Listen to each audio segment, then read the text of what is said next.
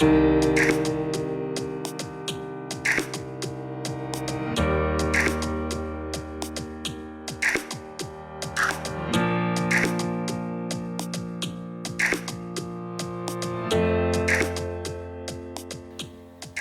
everyone, and welcome to our online small group. We're so glad that you're here. I'm Pastor Josh, and this is Pastor Steve. Hola. We are so glad that you're here today and that you're joining us. We are in the middle of a series where we're focusing on God's the characters of the Bible is the name of the title. If you didn't catch that from the intro, and we're studying. We studied through the patriarchs, and now we're studying the people that God used to bring about His promise to bring the people into the promised land.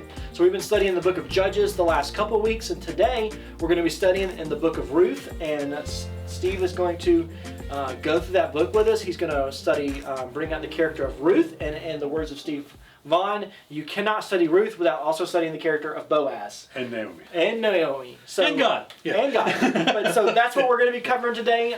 We would love to talk with you about these things. So our emails are at the end of this video, and they're up there on the screen for a long time. If that's not long enough for you, head on over to our website. You can find all of our contact information there. But we'd love to discuss what God's doing in your life, what you're thinking about these videos, maybe questions that you may have, and maybe things that you would like for us to answer. And so in a video.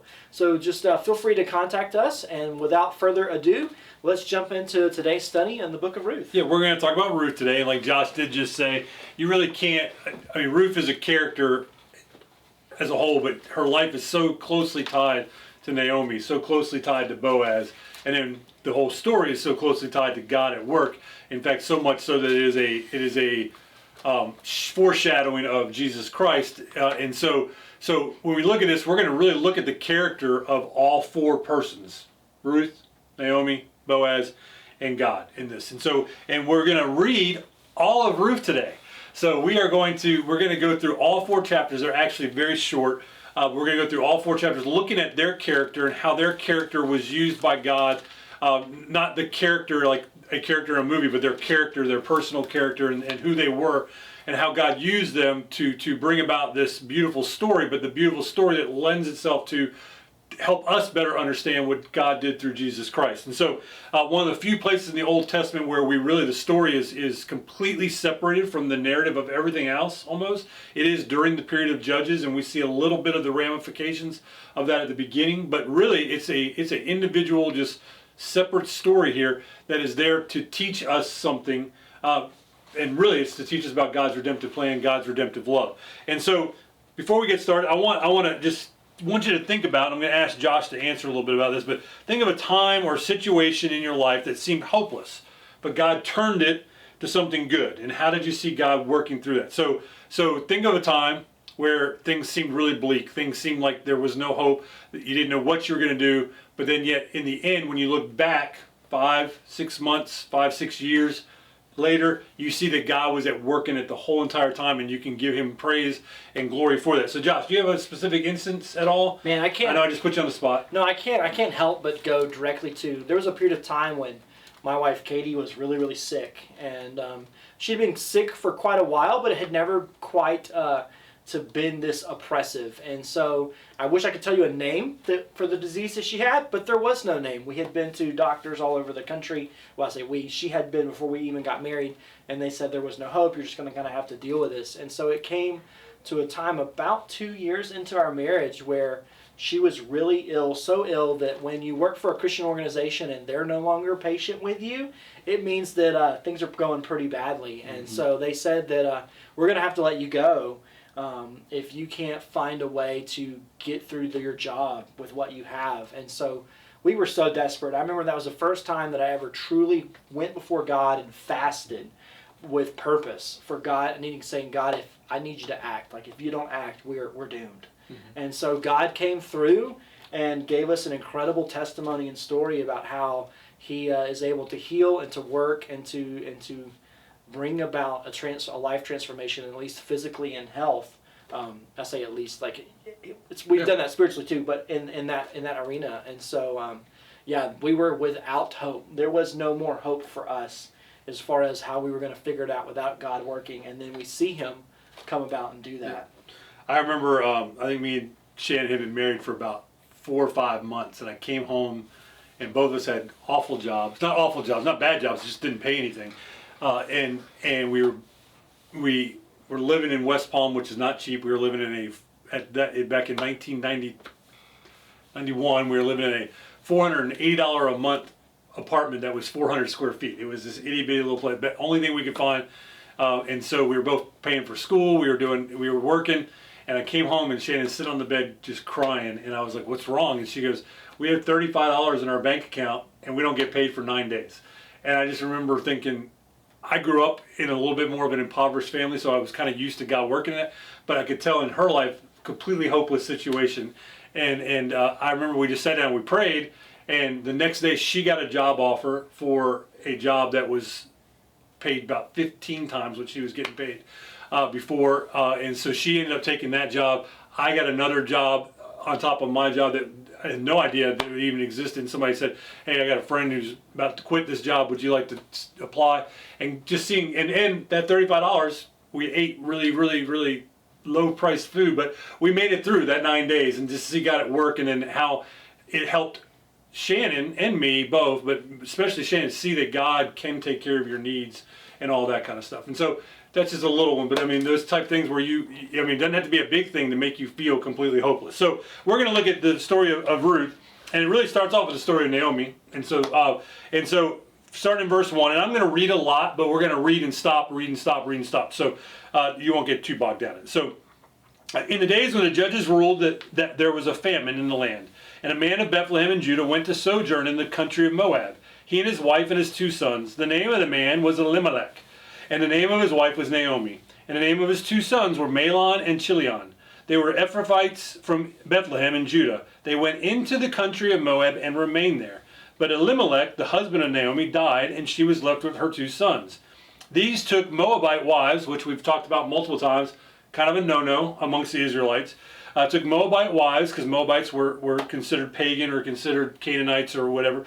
The name of the one was Orpah, and the name of the other was Ruth. They lived about 10 years, and both Mahlon and Chilion died. So the woman was left without her 2 sons and without her husband. So we start there in the hopelessness of the situation. In that period of time, as you all know, probably, a woman's whole identity, her future, her inheritance, everything was tied to her husband or to her sons. Nothing was tied to her directly as a woman or daughters, which she didn't have anyhow. So in her mind, her whole entire life was over because her husband was dead and her sons were dead. There was no inheritance for her. And she was too old to be remarried. She had these 2 Moabitess daughter-in-laws who needed to go back to their own country, and she's going to tell them to do that here in just a second. And she was going to head back to Israel completely lost, completely destitute, and completely without hope. So let's read on Naomi's story. So verse 6 says, "Then she arose of her daughters-in-law to return to the country of Moab, for she had heard in the fields of Moab that the Lord had visited his people and given them food." First place we see God show up in this. Mm-hmm. So she set out from the place where she was with her 2 daughter-in-laws, and they went on their way to return to the land of Judah. But Naomi said to her 2 daughter-in-laws, "Go, return each of you to her mother's house. May the Lord deal kindly with you as you have dealt with the dead and with me." So Orpah and Ruth definitely had a good relationship with Naomi. Naomi loved them, seemingly, and they loved her back, and they seem to have, this is not the same thing as Rebecca and those Hittite women that are driving me nuts that Esau married. This is a good relationship. And he says, "The Lord grant that you may find rest, each of you, in the house of her husband." So she's telling them, go remarry. You're young enough, go do that. Then she kissed them, and they lifted up their voices and wept. So they loved her enough that they didn't want to part from her. And then they said to her, "No, we will return with you to your people." But Naomi said, "Turn back, my daughters. Why will you go with me?" And here you can hear her hopelessness. "Have I yet a son in my womb that they may become your husbands? Turn back, my daughters. Go your way, for I am too old to have a husband. If I should say I have hope, even if I should have a husband this night and should bear sons, would you therefore wait till they were grown? Would you therefore refrain from marrying? No, my daughters, go, for it is exceedingly bitter to me for your sake that the hand of the Lord has gone out against me." So in Naomi's mind, she has nothing to offer Ruth and Orpah, and they are going to have the same fate as she does if they return with her. And she actually sees it in the narrowness of what's going on, she sees it as the Lord's being against her. Okay, and the Lord is somehow against her, and there's a bitterness there, and she talks about that. It says, and then they lifted up their voices and they wept again, and Orpah kissed her mother-in-law, but Ruth clung to her. First time we see Ruth by herself, and you get that idea, the same word clung to her is the same word that we would use for a husband or a wife cleaving to one another. And so it's like, basically, she's like, it's not just leaning on her, it's no, we are bound together. And she said, see your sister, and this is Naomi speaking to Ruth, she says, see your sister-in-law has gone back to her people and to her gods. Interesting point there. Return after your sister-in-law. But Ruth said, do not urge me to leave you or to return from following you. For where you go, I will go, and where you lodge, I will lodge. Your people shall be my people, and your God my God. Where you die, I will die, and there will I be buried. May the Lord do so to me, and more also, if anything but death parts me from you. And when Naomi saw that she was determined to go over, she said no more.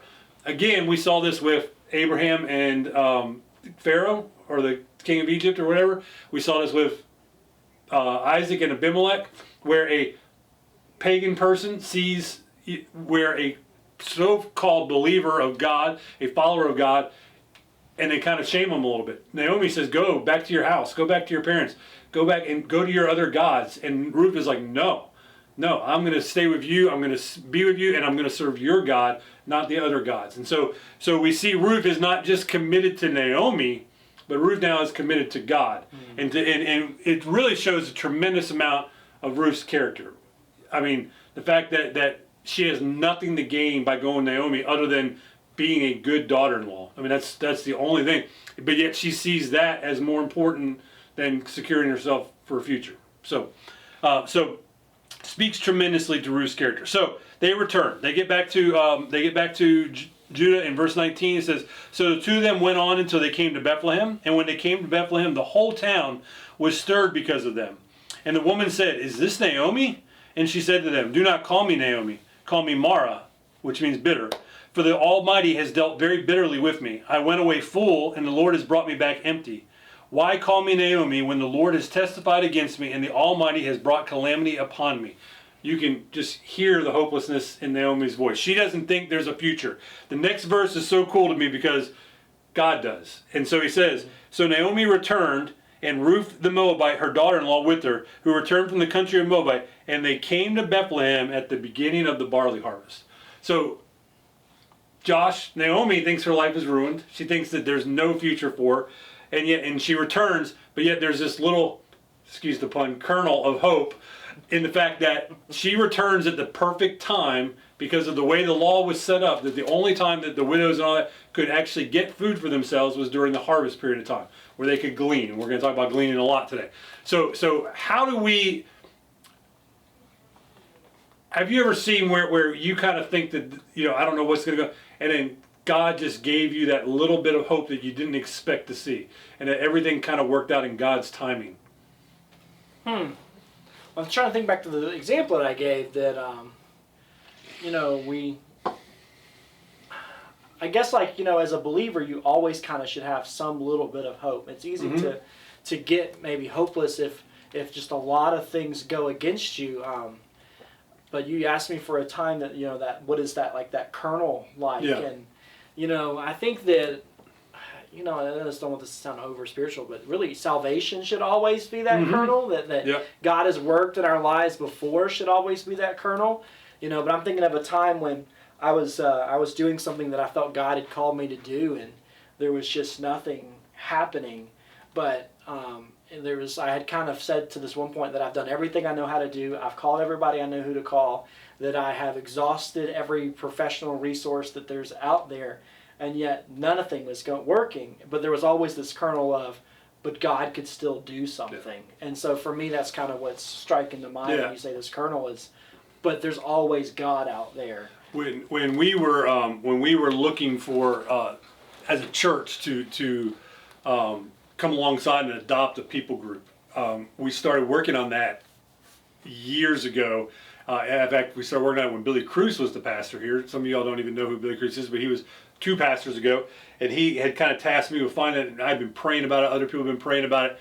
for I think 6 years, 7 years. I mean, it was forever. And I had actually, we were ending up a bunch of relationships we had with other ministries, and I had tried a couple other countries, and we'd done little things. I thought, this is it, and God kept closing doors, and I remember throwing my hands up and saying, we are never going to adopt a people group. I don't know why I'm even worried about this anymore. And literally, that I did it. I just got home from a trip from Honduras, and I'm like, I'm done looking. It's not worth it. I got home on a Monday or a Sunday. They came to church on Monday. On Tuesday, one of our members brings his brother-in-law, who's a missionary with the IMB, and they're just walking through the hall. They didn't come to see me, and he goes, "Oh, hey, Steve, how you doing?" And I'm talking to the missionary. He goes, "Hey, have you ever thought about adopting a people group in Senegal?" And I'm like, "No, I've never thought about adopting a people group in Senegal." And he goes, "Well, can we talk?" And I was like, "Yeah." So we sat down and talked, and within 3 months, God moved so fast that we had a people group that we are still adopted. We've seen God at work. We've had incredible blessing in that ministry of a people group that we have adopted to share the gospel with. And I have people in Senegal in that area in that people group that are like brothers to me now. And so I had given up hope, but God knew that timing was right there right after that. So I just think sometimes when we throw our hands up, sometimes that's when God uses us the best. Mm-hmm. Sometimes we throw our hands up just a little bit too early. We need to be patient on God. So Naomi's in that kind of boat. All right, so chapter 2. Chapter 2, verse 1. Now Naomi had a relative of her husband's, a worthy man of the clan of Abimelech, whose name was Boaz. So now we're being introduced to Boaz. And Boaz is one of those guys in the Bible that might be the nicest, best, most godly person in the Bible that nobody talks about. I mean, and we were talking about this a couple months ago when we were doing our Bible studies on Wednesday nights, is we don't even know anybody named after Boaz. Boaz would be a great example to name a child after. Boaz was a godly, righteous man, and we're going to see that. Every action we see of Boaz is, whenever we're reading about Boaz during this time, I want you to look at how people react to Boaz and how Boaz reacts to responsibility and to what he's supposed to do. So, anyhow, so it says, whose name was Boaz, and Ruth the Moabite said to Naomi, "Let me go to the field and glean among the ears of the grain after him, in whose sight I shall find favor." So Naomi's kind of bitter. What's Ruth going to do? Do something about it. She's going to get up and do something about it. Ruth is going to be proactive. She's got a great work ethic, and she's like, we can sit here and be upset about this, and we can all do that. We can sit and just wallow in our bitterness, or we can get up and go do something. Ruth says, "I'm going to go up and go do something." So, and she said to her, "Go, my daughter." So Naomi said, "All right, go ahead. I'm just going to stay here." And so she set out and went and gleaned in the field after the reapers. And she happened to come upon the part of the field belonging to who? To Boaz. To Boaz, who was the clan of Elimelech. So he was a relative. And behold, Boaz came from Bethlehem, and he said to the reapers, "The Lord be with you." And they answered, "The Lord bless you." These were his workers, and you can see this relationship he has between them.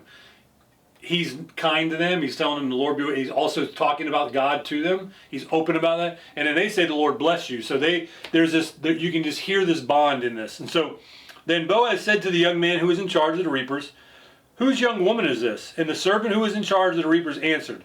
Josh, I want you to read the answer and just listen to what he says about Ruth. "She is the young Moabite woman who came back with Naomi from the country of Moab. She said, 'Please let me glean and gather among the sheaves after the reapers.' So she came, and she continued from early morning until now, except for a short rest." Okay, so Ruth's actions were noticed by the people that were around there. They knew who she was. He very clearly says she's a Moabite woman, and that she came back with Naomi. But then he talks about how hard she's worked, how she hasn't dawdled, how she has done everything that she can.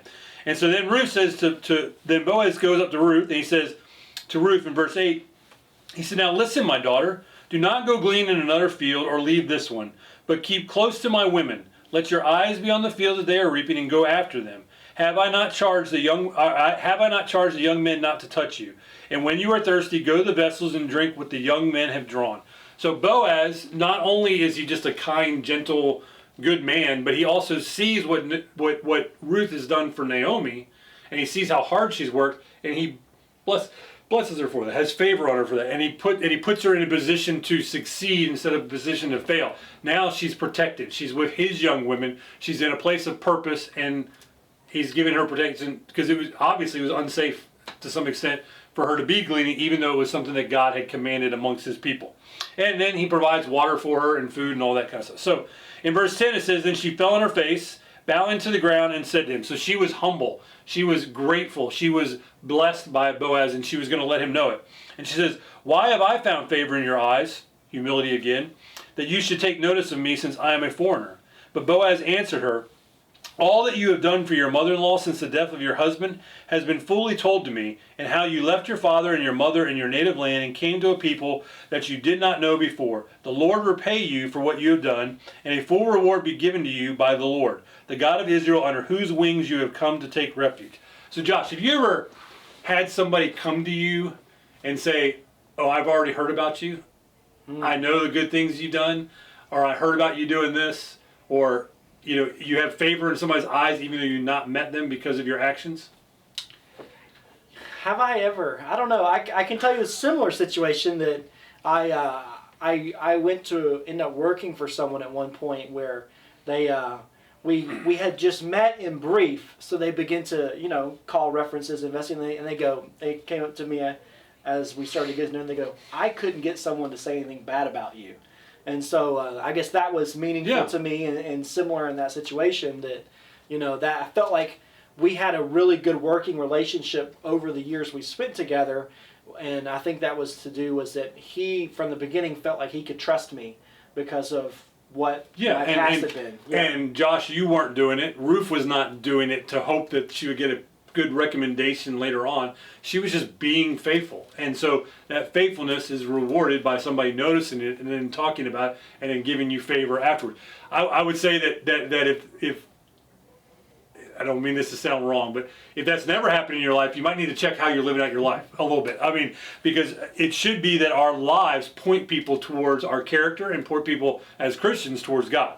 So Ruth goes on and says in verse 13, she says, I have found favor in your eyes, my Lord, for you have comforted me and spoken kindly to your servant, though I am not one of your servants.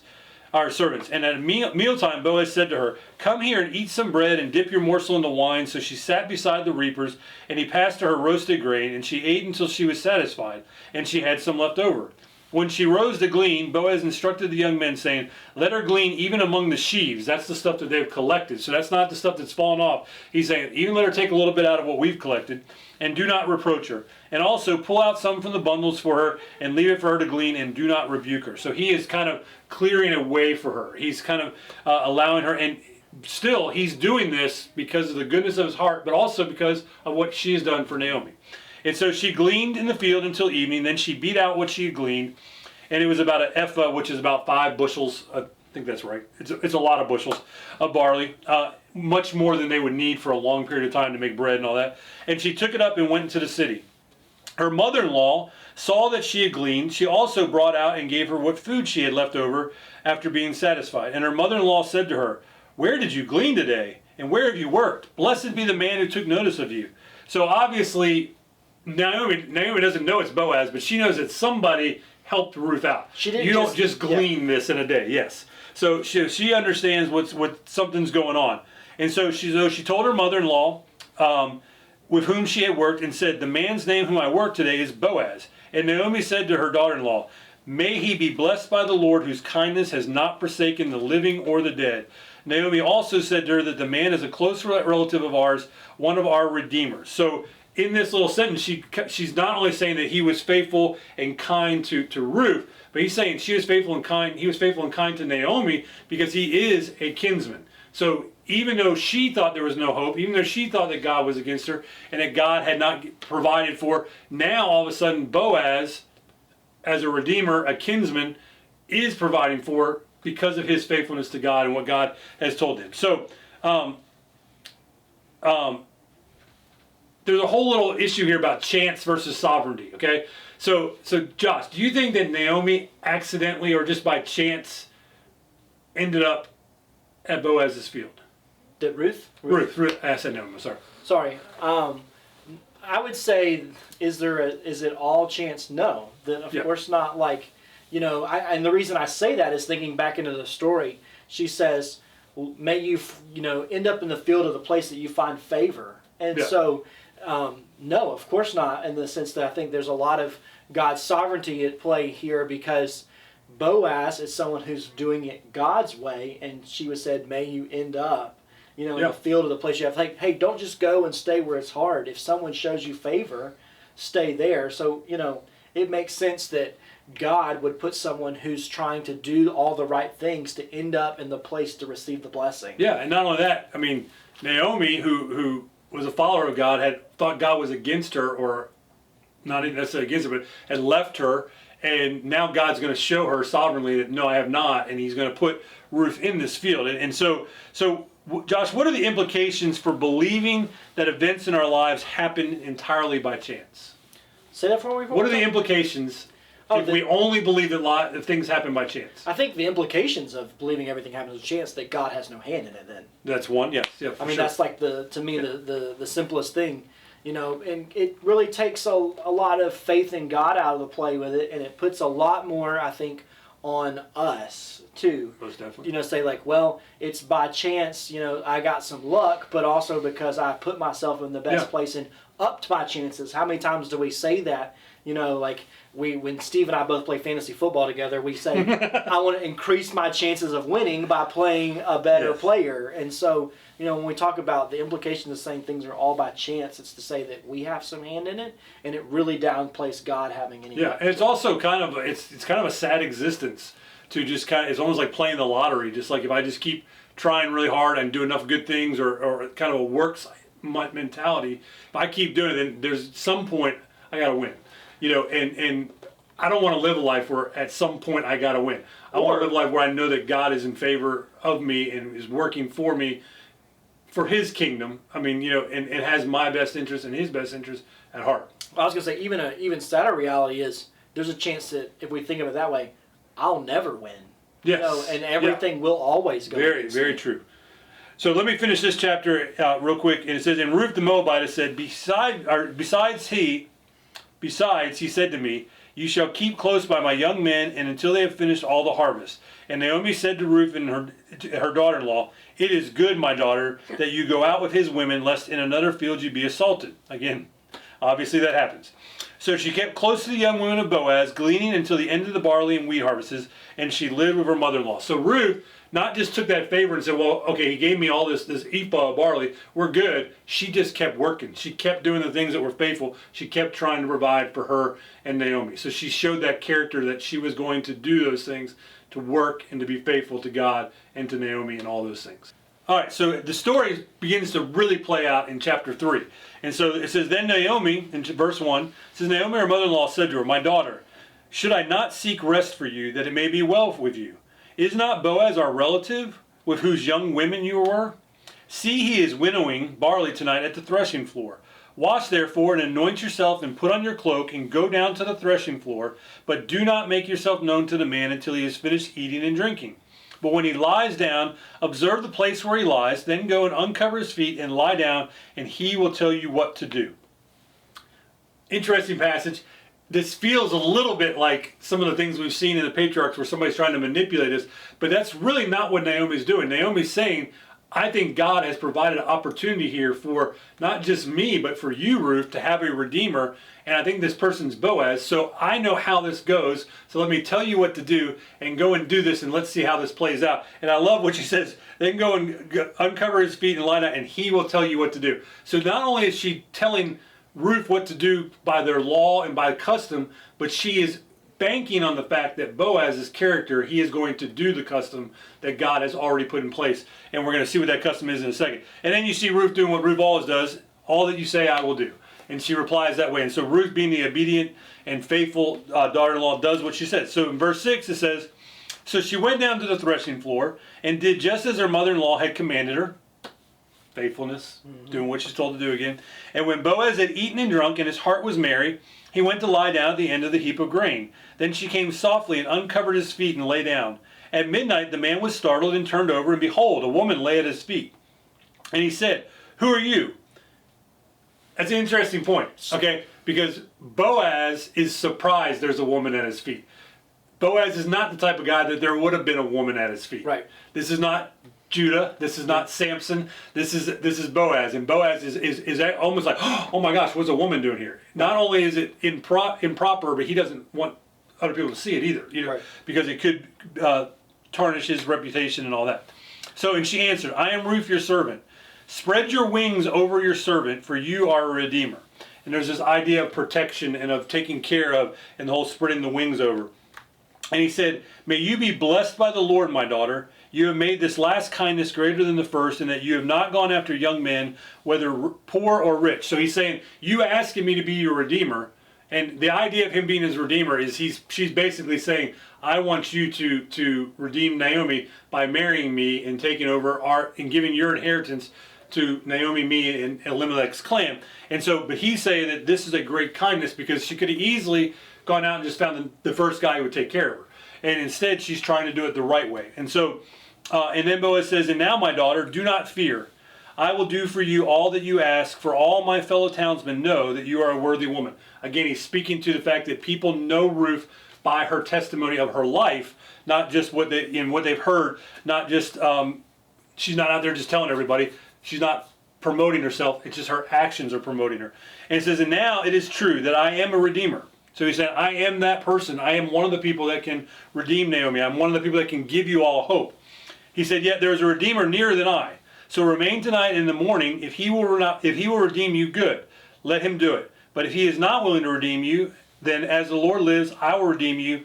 Lie down until this morning. So Boaz is a man, not just of his word, but he's also a man that believes in doing things the right way. And he says, I would love to be your redeemer. I would love to marry you. So obviously Boaz has feelings for Ruth. Boaz has started to like her. But yet he's saying, I'm not the one that has the first claim to you. So let's go talk to him. And if he'll do it, he says good, but I think Boaz would be crushed if he does it. But he says, if he doesn't do it, then I will do what God has commanded me to do. And so he tells her to lie down until the morning, so she stays there with him. And because probably more than anything, he doesn't want her to be seen leaving at that time. Because the next verse, it says, so she lay at his feet in the morning, but arose before one could recognize another. And he said, let it be not known that the woman came to the threshing floor. So he doesn't want her reputation or his reputation or God's reputation, in this case, to be tarnished by that. And he said, bring the garment you are wearing and hold it out. So she held it out, and he measured out 6 measures of barley and put it on her. So not only is he going to go do what he's doing, he's still providing for her. He's still taking care of her, still looking after her needs, because that's the kind of guy that Boaz is. So it says, then she went into the city, and when she came to her mother-in-law, she said, how did you fare, my daughter? And then she told her all that the man had done for her, saying, these 6 measures of barley he gave to me, for he said to me, you must not go back empty-handed to your mother-in-law. So he's not just taking care of Ruth, he's thinking about Naomi as well. And it says, she replied, wait, my daughter, until you learn how the matter turns out. One of my favorite verses in this whole entire book is, for that man will not rest, but will settle this matter today. So Naomi now has hope. Naomi now is seeing a light at the end of the tunnel, and she sees that in Boaz. And I think when we look at the hope she didn't have at the beginning, think about it, she was really putting her hope in man. Elimelech was putting his hope in man. There was a famine, and instead of seeing God work through that famine, he moved to a foreign land, a pagan land, putting his hope in his efforts and a foreign people, and then that backfired on him. And then Naomi's only thinking about, okay, how can I put my hope in a man? Nobody wants to marry me. Nobody wants me to take their inheritance.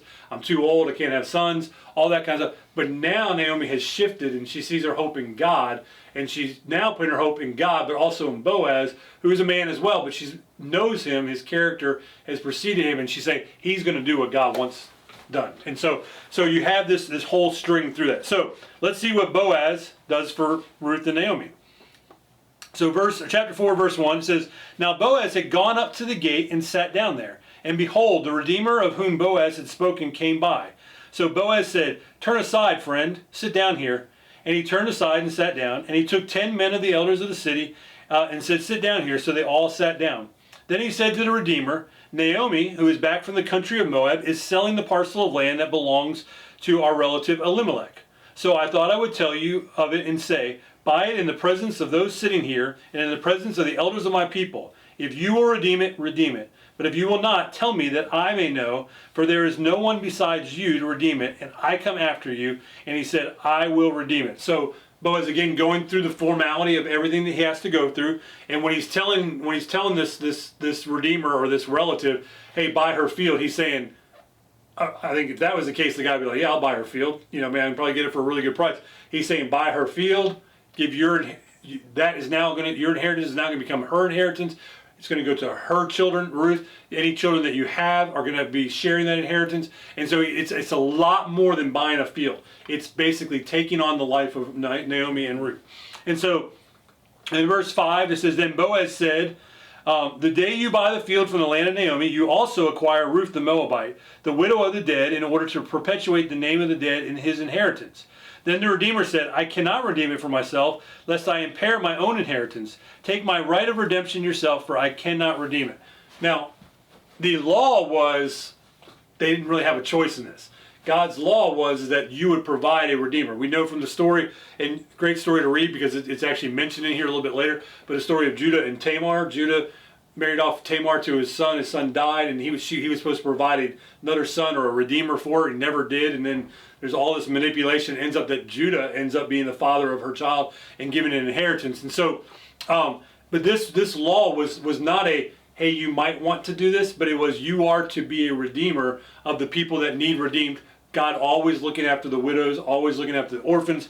And so this man is not go, or that was beautiful. This man, in contrast to Boaz, is not doing his duty, where Boaz is showing that I will do my duty because it's what I'm supposed to do.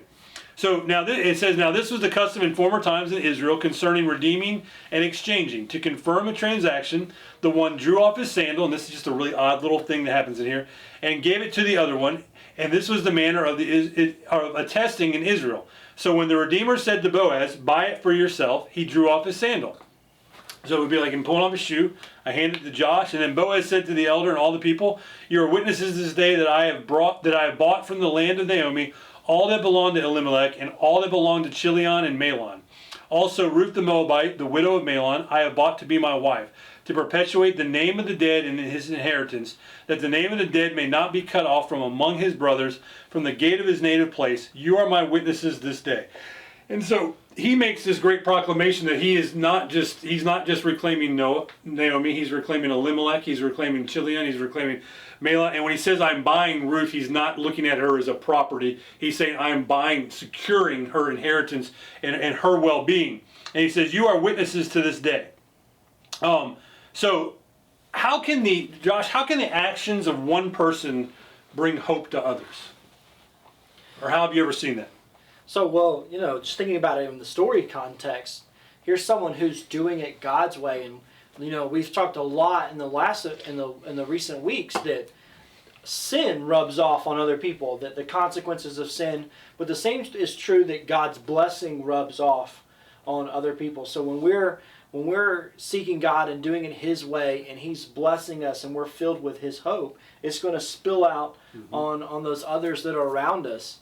And so like it's funny is right before I was teaching this lesson with you, Steve, I was on the phone with someone who's dear to me and someone who I've had a chance to pour into in their life, and I was they're kind of a crossroads with needing to make some decisions of is God calling them to a next chapter in their life, and and I was able to share with them and hopefully give hope of how I've seen God work in my life, and so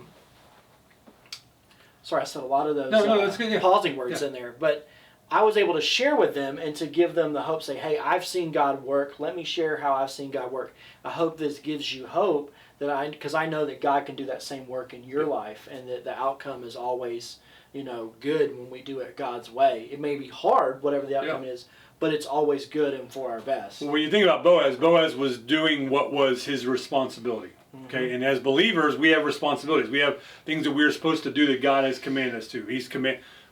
Great Commission, He tells us to go into all the world, tell all the nations about God, teaching them all the things that I've taught you, and baptizing them in the name of the Father, Son, and the Holy Spirit.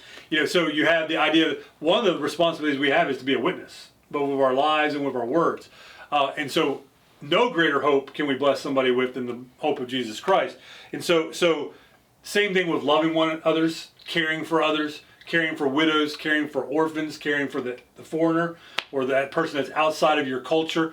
All those things that God commands us to do, when we are doing our responsibility, we bring hope to others. It's not just for us, but when we are kind to somebody who's in need, you see somebody out on the street that is homeless or panhandling or whatever you want to call it, and you can think, well, they're just doing this, but you could also, I've seen it where somebody hands them. My Shane was talking about this the other day. Somebody handed this lady a fruit cup, and the lady acted like they gave her a bag of money. I mean, she was so happy. There was hope for her because she wasn't going to eat today. I mean, those are the things that God says all the time in His Word, is that if we just do those things that He commands and we're responsible for, we bring hope to other people. Boaz was just doing what he was commanded to do. He was just being faithful and responsible. One reason why I like Boaz. He's a good guy. All right, so verse 11.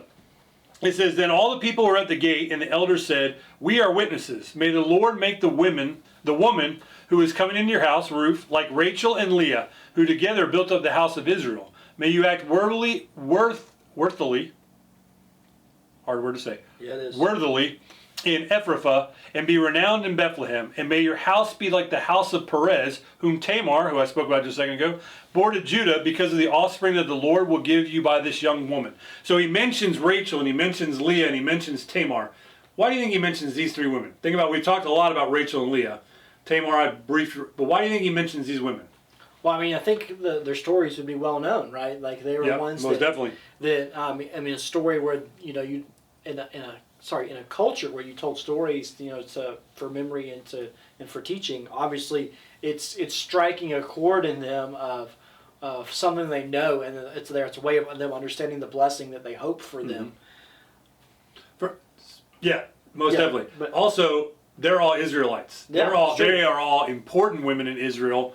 And I mean, you think about Rachel and Leah. What were Rachel and Leah's roles? They were the mothers, whether physically or through their maidservants, of the 12 tribes of Israel. Okay, so he's saying, may she be as prominent to Israel, even though she's a Moabitess and a foreigner, as Rachel and Leah. And then Tamar, as I said earlier, was given a child by her own machinations, because men did not step up to do the kinsman redeemer, and she ended up having to trick her father-in-law to impregnating her and having a child. And then she had Perez, who's mentioned here, and Perez ends up being the child of the covenant out of that line, out of the line of Judah, who we know is the same line as Jesus Christ. And so out of that line, and he was actually, the story of his birth is really interesting, is the first child can't think of his name right now, Zerez, I think. Zerez comes out first, and so they tie a ribbon around his hand, but then Perez kind of pulled him back and squeaked by him, and he actually came out first. And so Perez ends up being the birthright, the child of the birthright, and having that birth. And so they're basically saying, may Ruth bring you a child that has a birthright, who has an inheritance just like Perez had, and that he might be part of the covenant. So basically they're saying, through Boaz, through his redemption, Naomi's redeemed, but Ruth becomes part of Israel. Ruth becomes part of God's chosen people. And we're going to see that in the genealogy of Jesus as well. So, verse 13, we're almost done. It says, so Boaz took Ruth, and she became his wife. And he went into her, and the Lord gave her conception, and she bore a son. Then the women said to Naomi, blessed be the Lord who has not left you this day without a redeemer. So they recognize God at work in this. And so they say, blessed is this day, for the Lord has not left you without a redeemer. And may his name be renowned in Israel. That could be Boaz, or that could be God. I think it's probably both. I mean, the understanding there is that Boaz should be considered righteous and can be considered have favor, but more so that God showed up and took care of you. And he said, and then they're talking about the child here. He said, he shall be to you a restorer of life and a nourisher of your old age. For your daughter-in-law who loves you, which is a really important statement. Everybody recognized that Ruth did this for Naomi, out of her love of Naomi, and said, who is more to you than 7 sons. So Ruth has secured for her a greater blessing than Chilion would have ever, Mahlon would have ever, or if she had 5 more sons, and has given birth to him. Then Naomi took the child and laid him on her lap and became his nurse. And the women of the neighborhood gave him a name, saying, a son has been born to Naomi. They named him Obed. He was the father of Jesse, who was the father of David. So David, the king that God would choose to be the king of his people, who would be the king after his own heart, who would be the person that the Davidic line would go all the way to Jesus Christ, is one generation away. Two generations away from Obed, who is born out of this action of Boaz redeeming Ruth. And so Ruth's actions led to Boaz redeeming her, but Boaz's actions led to Ruth now being a part of not just the Israelites' history, but our history and our redemptive salvation. And it starts right here with this little redemption that we see through Boaz. And so it is all, anytime you read Ruth, you have to realize it is a shadow, it is a foreshadowing of what God was going to do through Jesus Christ. And I think that's why this is such a beautiful story. This is a love story between a man and a woman. They obviously connected very quickly. It's also a love story between a mother and a daughter-in-law, which can speak to a lot of us about how we handle relationships with our parents and our in-laws. But it's also a love story of God and his people, and how he will not allow us to become hopeless, and that he gives us the greatest hope in Jesus Christ. And so the genealogy that ends at 18, it says, now these are the generations of Perez. So they were of the line of Perez as well. So Perez all the way to Boaz, to Obed, to David, to Jesus. Pretty interesting how that all works. God might have something to do with that. Think so? Think so. So Perez fathered Hezron, and this is not everyone, this is the important ones. They always do this in genealogies. Fathered Hezron, Hezron fathered Ram, Ram fathered Aminadab, Aminadab fathered Nahshon, Nahshon fathered Salmon, Salmon fathered Boaz, and Boaz fathered Obed, Obed fathered Jesse, and Jesse fathered David.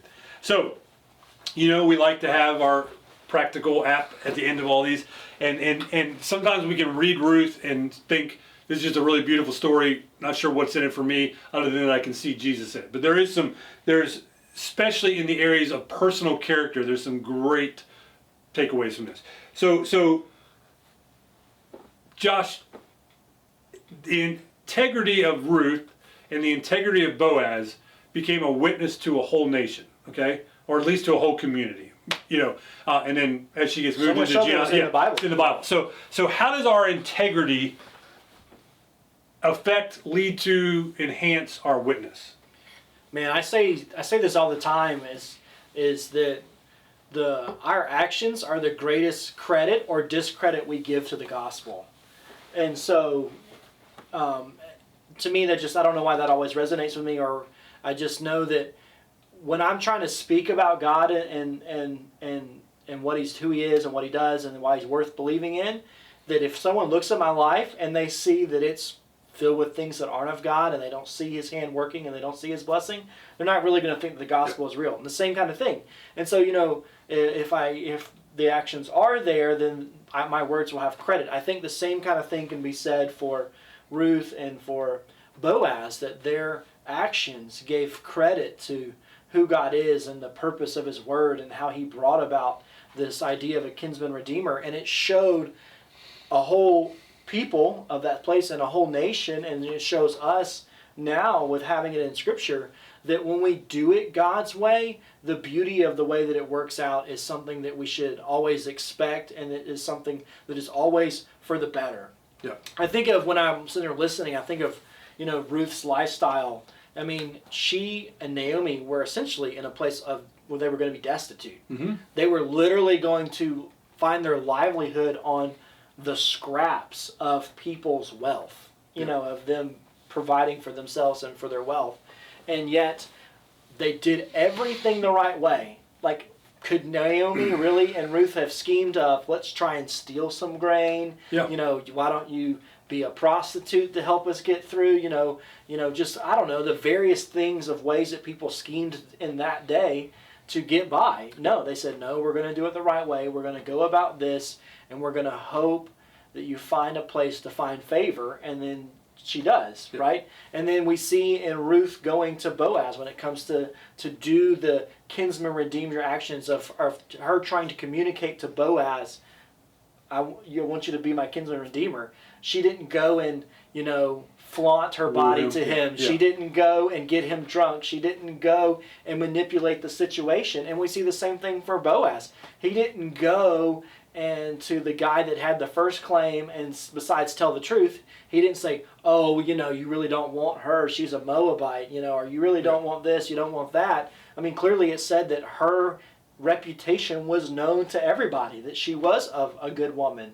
And yet God was faithful and made a way for them both to work out together, you know, for them to each experience the blessing from each side of the elevation of Naomi and Ruth, yeah. And then the elevation, you know, of Boaz with him having, you know, of her having offspring, you know, having a son and being blessed in, You know, they didn't obviously see it, but I think that if they would have known that they were going to be the great-grandparents, right, of David, that they would have been pretty proud of them. Yeah. So, and I would say integrity, character, our treatment of other people always gives us, if it's good, always precedes us and gives us an audience for a vocal witness of the gospel. And so you can go speak to somebody about the gospel and they don't like you and you've been mean to them and they don't care what you have to say. So So another thing that Josh spoke to just a little bit ago earlier is the fact that God can use specific trials in our lives to help us build up others later. And I think we see Naomi is going to now have this time where she sees God at work, and it's going to, hopefully she's going to use that in other people's lives. But we can take that and see that, like Josh was talking about how he was speaking to the young man who's looking for some life decisions, because Josh has been there. And I think of the story, it's in the Psalms, and then they talk about the Valley of Baca where there was somebody was struggling. They built a well because all they knew how to do. They found water, and that well fed people for years and years and years. And so sometimes we go through things, and we go through those things so that God can lift us out of those, so that we can help others. And then finally, I think we need to look at what role do we play in revealing God's redemption plan to others. And so in Boaz's case, he took to heart what God said about being a redeemer, and he redeemed Naomi and Ruth and so but as believers, our job, we're not told that we have to be a kinsman redeemer. We're told that we're supposed to go and share the gospel of Jesus Christ. We're supposed to go and tell other people about Jesus. So Ruth is a reminder to us that our responsibility, and if our character is good and we want to do what God has asked us to do, and we're being obedient to God, that it is our job, our purpose, to tell other people about Jesus Christ, to tell other people about the gospel. You know, if Boaz hadn't redeemed Ruth and Naomi, they were going to be destitute physically. Yes. In the same way, I think of if we don't go and share the gospel, then we're leaving the people around us in destitution spiritually. You know, they don't have the hope and the love and the joy that we have in Jesus Christ. Instead, they're left with living life, what we discussed earlier, as if all there is chance, and it may not ever get any better. Instead, and it's kind of like the guy with the field. I mean, like we'll say, okay, I see somebody with a physical need. I'll meet that physical need, but I'm not willing to go beyond that. You know, but really, what God wants us to do is meet their spiritual need, and so it's just being responsible to the whole gospel of Jesus Christ, being responsible to the whole commands of God's word. And Boaz is such a wonderful example of that. Ruth is an incredible example of that. How their faithfulness came together to give us this incredible story of a faithful God who gave his son, who was obedient, righteous, and faithful to God in his life here on earth, that he was able to be that sacrifice for us, that we could have a relationship with him. So hope that you take some of that with you as you go this week. Next week, we're going to talk about Esther. Josh is going to teach on Esther. Another kind of story that's just pulled out of the Judges, actually it's post-Judges, but pulled out and just is a story that sits alone. So we hope you'll join us next week. Josh, I'm going to ask you to pray, and then we'll close. Lord, I thank you for this day. I thank you for this time that you've given us just to come and study your word together. Lord, I pray that you would help us to live our lives with such with integrity and character, and with such, and from that have such a name in the community and the people around us, that people can say, man, they live for God, that we truly are blessed and can see God in them. So Lord, I just pray that you would help us to do that. Lord, that you would help us to just live for you in that way. And Lord, we just pray that you would just move in our lives, and that you would be with us as we go throughout this week. In Jesus' name I pray. Amen. All right. Thank you all. See you next week. See you next week. Ciao.